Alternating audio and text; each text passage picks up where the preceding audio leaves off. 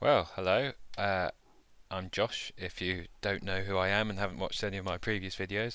Um, Today, I was planning to look at Nikki Richards as a trainer in focus piece, a bit like I did with Kerry Lee the other week. And I am going to get onto that, but before that, I've discovered a couple of rather exciting little trainer jockey combos. Um, Linked to Saturday's racing. And well, like some of you, I should think, random ideas, racing related, pop into our heads every now and then because we are that sad and that engrossed in this great game of ours. And I was thinking about, well, actually inspired by an email I received from my good friend and mentor Matt, um, on his GG's list about one of his readers who emailed in yesterday or a couple of days ago. His email was a couple of days ago, about how he has used his trainer jockey combo report, and made an absolute wheelbarrow full of cash, it would appear, over the last couple of months. And that's actually a report that I have neglected a bit and probably should start diving back into. But on the back of that, for some reason, I don't really know why, Saturdays came into my mind, and I know there are some trainers that target Saturdays, but anyway, I thought I would have a look at have a look to see if there are any combos for trainers and jockeys who have done well on Saturdays in particular. There's an obvious logic there. Saturdays are normally, lots of valuable races on Saturdays. It makes sense that some trainers like to target those races, and that when they have one they expect to go well, they want to have their favoured jockey on board. So there's plenty of logic underlying that thinking. I should quickly say, those of you who watched the last video I did will notice that I have the same jumper on. I have changed since then, but this may well turn out to be the Racing to Profit video jumper. We shall see. But I would just like to say I do get out, and I don't sit here at the laptop in the same clothes for hours on end. With that said, I will get into looking at some of these combos. So there is one of my two horse race base accounts. How well I have looked at these two already, so I kind of know what I'm doing. Unlike Nikki Richards, which I'm going to go into cold in a moment. So where am I looking? System builder. Hopefully you can see that. The V4 system builder there. Click. What am I going to do now? Right, so I am interested in National Hunt, so I need to start a set of statistics. So to the right hand side, no, not there. I want to go race code first. You can see here there's options for days, date, the year. So let's do the years there. You can pick by date, as in day. Hopefully you can see that to the right hand side there. So I've ticked that box. What else do I want at this stage? Nothing, actually. Let's just leave that there. So that goes, click that button. So I want National Hunt Racing. I'm going to go the last 5 years. Tick, and 2016. We want Saturdays there. Now, so they're the overall stats. National Hunt Saturdays, obviously that's not much use. Don't want to be backing all of those. Now I am going to use the digging tool, advanced functions, to the right hand side over here. Now I only discovered the digging tool, I don't know, a few months ago, a couple of months ago, but it is rather useful. So I'm going to dig, and it allows you to compare 2 or 3 or 4 multiple different factors, and it will dig into the data. So you can see this box here. You can select the criteria that you want. So a minimum of 20 selections bets is fine for me. I don't really want less than that. And we're dealing with human behaviour here, trainer jockeys. So stat samples are never going to be massive. You're not going to find some that have 100, 200, 300 selections. That's just unrealistic. And by the time that a combination or a trainer, etc., has had that many qualifiers and been that successful, it's irrelevant anyway because the market has probably cottoned on. So 20 selections is fine as a starting point. I want it to order in terms of wins high to low. You could do it by profit loss, or any other one of these factors that you wish to order the results by. But for me, I like picking wins high to low. So we've selected that. Now, what am I comparing, or what do I want it to throw up? I want it to throw up trainers and jockeys. So tick jockey, tick trainer. Slide to the bottom, proceed. Right, so you can see a few there. Nicky Henderson, Barry Geraghty. That's interesting. Now, obviously, that's going to be before Barry got the big job with JP. So I'm not going to bother there because he is going to be riding fewer and fewer horses for Nicky Henderson on Saturdays, you would imagine. I'm just scanning down to see. Yes, there they are. Evan Williams, Paul Maloney. They're the exciting two. I will get on to in a moment. But as general stats, these are all odds, obviously. But you can see they're going down in terms of how different combos have done on Saturdays. Willie Mullins, this is in all National Hunt races. Actually, have I even? Yeah, it's not even handicap, non-handicap, or chase hurdles yet. This is just all National Hunt combos on a Saturday. So you can see there various different things. Obviously, backing Mullins and Walsh isn't going to be too profitable over time. And as you cast to the right hand side, you can see the AE figures. That's actual versus expected. A figure of 1 is expected in terms of what the market expects them to perform based on the prices the horse is sent off at. So they're performing 4% below expectations. The higher the number above 1.0, the better, and that gives you confidence for the future that the market hasn't cottoned on to that angle as yet. So the bigger that number above 1, the better in terms of for the future. And obviously the bigger the stats pool as well, the better that is too. So I am going to look straight at Richard Hobbs. No, Richard Johnson and Phillip Hobbs. I've actually had quite a lot of coffee this morning, maybe too much. Unlike my usual technique of putting the wrong race time on the blog posts when I haven't had enough coffee, maybe too much is affecting me this morning. So I am going to look at Richard Johnson and Mr. Phillip Hobbs, who, as you can see, are profitable to follow straight away. You might not even want to do any more. So let's run. So I click the run tab. And it runs. There we go. Digs up all the data, and we can see there. In general, they're a pretty good combo to have on side. Let's go back to the overview. So, what are the current system rules? It's National Hunt. It's Saturday. Since 2011, Hobbs and Johnson. So yeah, they're pretty good. That's a lot of bets. Too many bets for me. Where's the ROI? Just under 10%. Okay, 8% above market expectations. Could be better. I'm kind of going into this knowing what I'm looking for, but you could actually, let's row back a slight tad, you could dig again. Now let's just get to minimum of 1 bet, wins high to low. What do I want to compare here is handicaps and non-handicaps and race type. So this will throw up their record in handicap chases, handicap hurdles, etc, etc, I think. Let's see. Right, so yeah, you can see their handicap chases, some decent stats. Non-handicap chases, yeah, they're decent enough actually. And then non-handicap hurdles, losing a bit. Handicap hurdles, places is decent enough, but performing, as you can see there to the right hand side, 22% below market expectations. National Hunt flat races Saturdays, again, the wins against bets, all right, that figure suggests that they are over bet, and the market may well have cottoned on to them in terms of starting price. At least they may be profitable if you got earlier odds. I'm not quite sure. So you've got handicap chase, non-handicap chase, hurdle.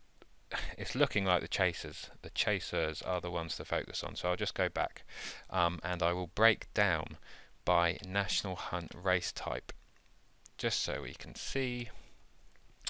Right, there you go. So when it's in that context, I think it's pretty clear that we want to be focusing on their chasers. So let's go there. So we've got Saturday. Hobbs and Johnson. 45 and 204, 22%, 82 at SP. What's it at Betfair? Starting price in the middle, 120. If you'd have put £10 on every horse in the Betfair place market, you'd have made 470 quid since 2011. That's not too bad either. Performing 31% above market expectations. So we have a decent set of stats there actually, and actually quite a good number. Now if we break it down by year, we can have a look. These are obviously going to fluctuate. 2011 did well, 2012. This kind of angle relies on Hobbs getting decent horses in, and at the moment I haven't dived into class or odds. 2014 was just a bloody good year, wasn't it really, for the team? That's pretty impressive. And they've done okay, so over time not too bad. Let's break down by class. Now should we be excluding, my premise going into this was looking at those that are class 1, class 2, pretty good races. Let's see if that holds up. Well, yes, it does really. Class 1 and class 2 pretty decent. Actually, so's class 3. Class 5's, they don't have many runners. Class 5, class 4's okay. Play strikes alright, but they look like they're over bet, and long term you're just going to lose money because they're performing 31% below market expectations. That isn't value. You're not getting value, I should say there. So let's for the moment just look at classes 1, 2 and 3. How does that improve things? And also that has the benefit of reducing bets. What else could we look at? I just want to look at his record with that set of figures in group and graded races, and some of you will have seen the box before I have. These start to all blur into one as you stare at them more and more. So yeah, clicking that box, I can see that box there. Back down again to proceed. Let's have a look at their record. So non-major, that's going to be kind of class 2 handicaps pretty much. Grade 1, that's alright. The places is alright. I mean, if one of those places goes on to win, so 3 of those horses that didn't win maybe wins 2 from 9, suddenly those stats are looking alright. But that's something to be wary of. Grade 2 is fine. Listed races fine. Grade 3, I don't think there's necessarily a reason to omit grade 3 there, and well, we'll leave that for now. They're still nearly 20% above market expectations, so for the moment I'm happy to leave that. That's the kind of information you can keep in your notes if you set this as a general kind of system rule, and something you can refer to back to when looking at a potential qualifier and making a decision whether or not you want to engage with them or not. Now what we haven't looked at is odds, and whether the market and the starting price is a decent guide. So I'll now break down by odds. I always skip right down to the bottom to see if there's any kind of big priced skewers. So if we look at those that are priced 16 to 1 or over at the off, what have we got? 1 from 20, 2 places, profit of 3. And actually looking at that now, so 2014, so this is all those that have gone off with those original set of system rules at 16 to 1 or over. In recent years, that's pretty dire. We're not dealing with big numbers here, and what you do with that information's up to you. I would be tempted, just for now, to focus on those that are. It would help if I deleted that category. Breakdown by odds. What have we got? So yeah, I want 14 to 1 and under is going to be my guide.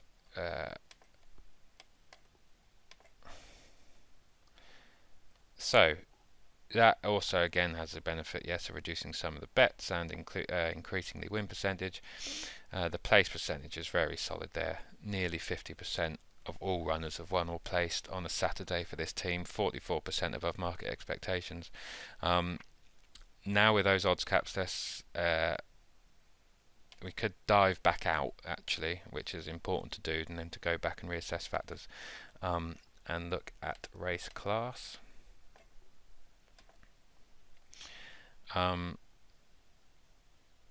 So that suggests, I assume, that big price winner was class 3, because class 3s were okay before that. But now, ignoring those prices, if we look at class 3, 4 and 5 on a Saturday in National Hunt Chasers, 11 from 56, 28, the placing's good. They're 10% below market expectations based on starting price, remember. Now you can do an odds comparison against, so you've got odds moves, that's against opening odds, which is about 10-15 minutes before the off time. If you hover over it, it'll explain the points difference between the opening odds and the starting price odds. Current day limitation of 28th December 2011. Opening odds are, I think, like the first show kind of 10-15 minutes before the race start. I think that's correct.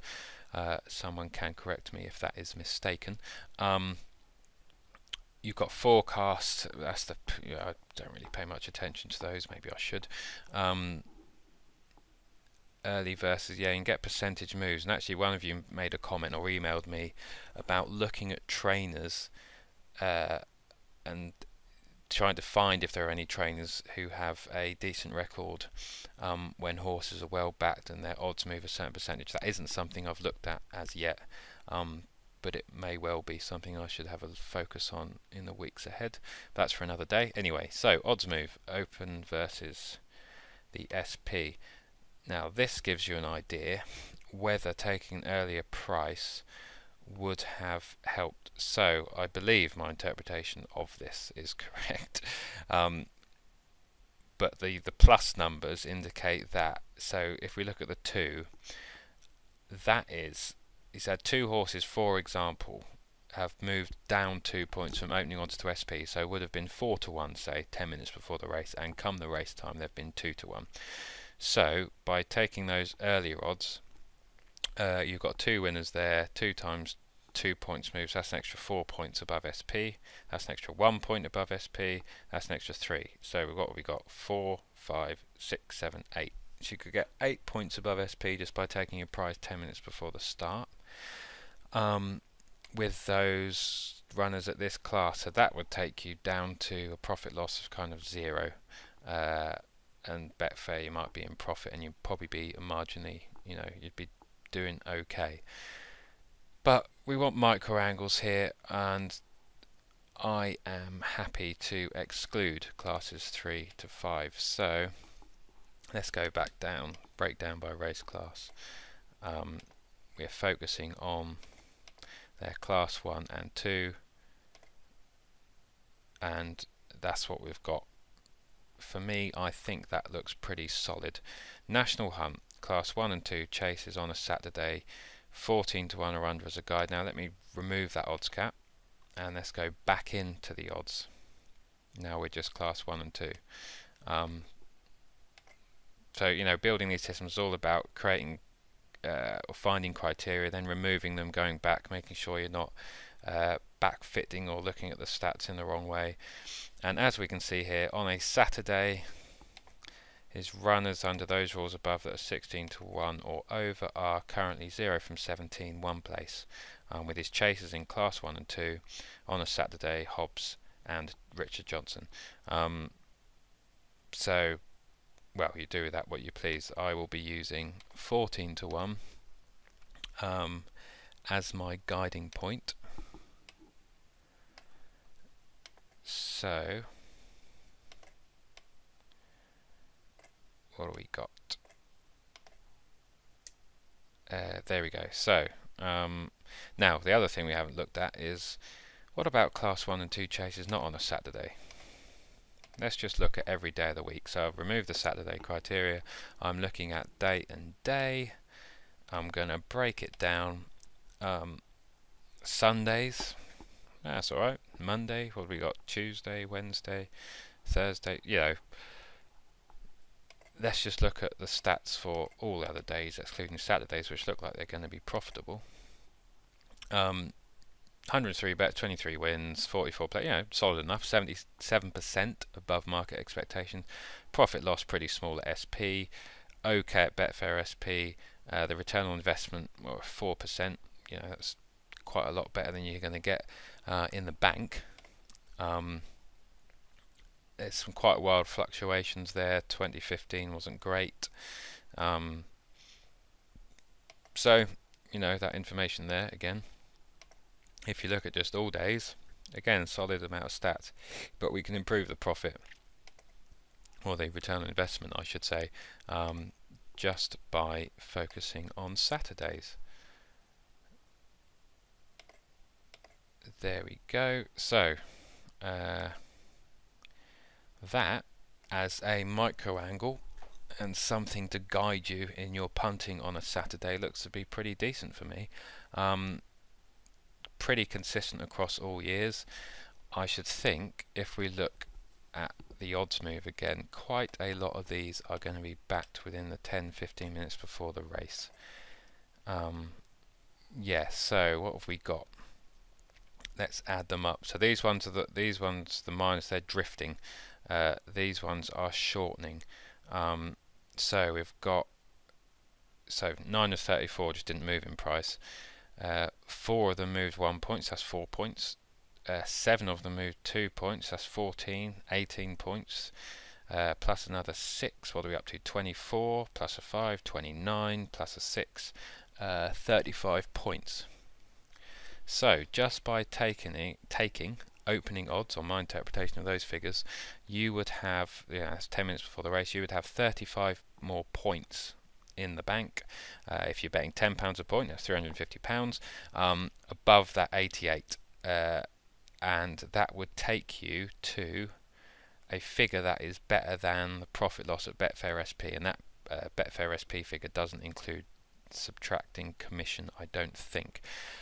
Who is to know what the prices would have been in the morning or the evening before? I should think they may be even better than the plus 35. So that makes this probably a micro angle that we should start following straight away, and maybe I should start putting them into the daily members reports. What else did I want to look at while we're here? Breakdown by month, that's what I'm going to do.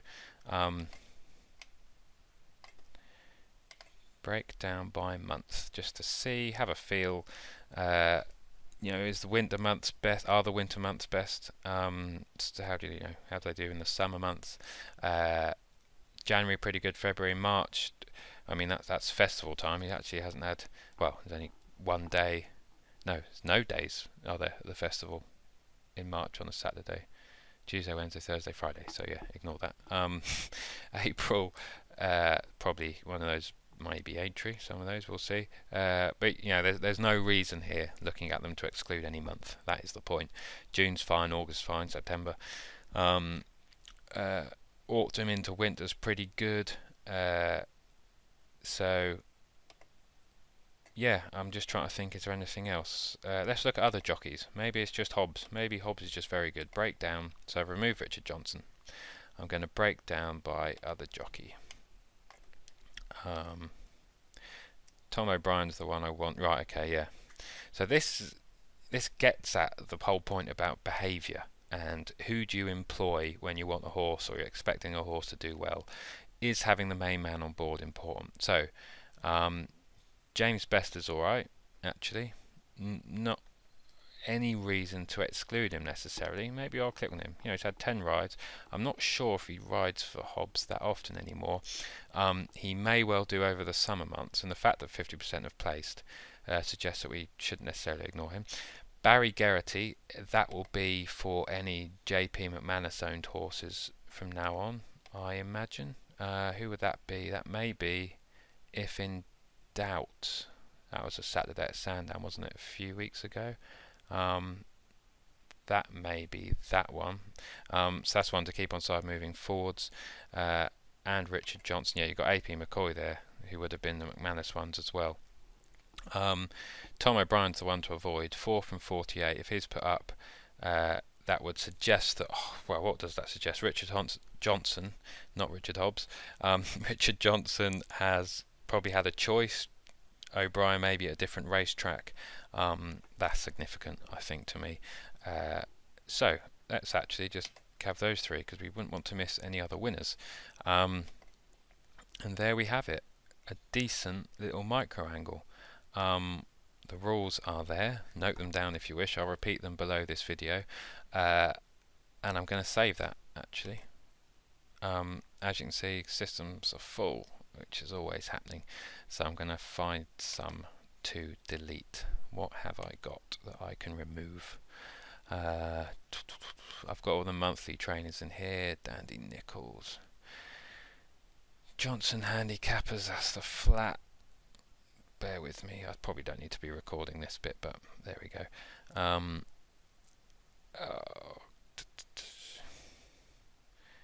Yes, I've got a lot of trainer jockey combos saved in this one, and that is before, these are a couple years old, before I joined GG's Gold and have the benefit of their reports, so I don't really need them anymore. They took a lot of research and probably wasted quite a bit of time, but there we go. So I've got a slot. Let me just save that. Saturday trainer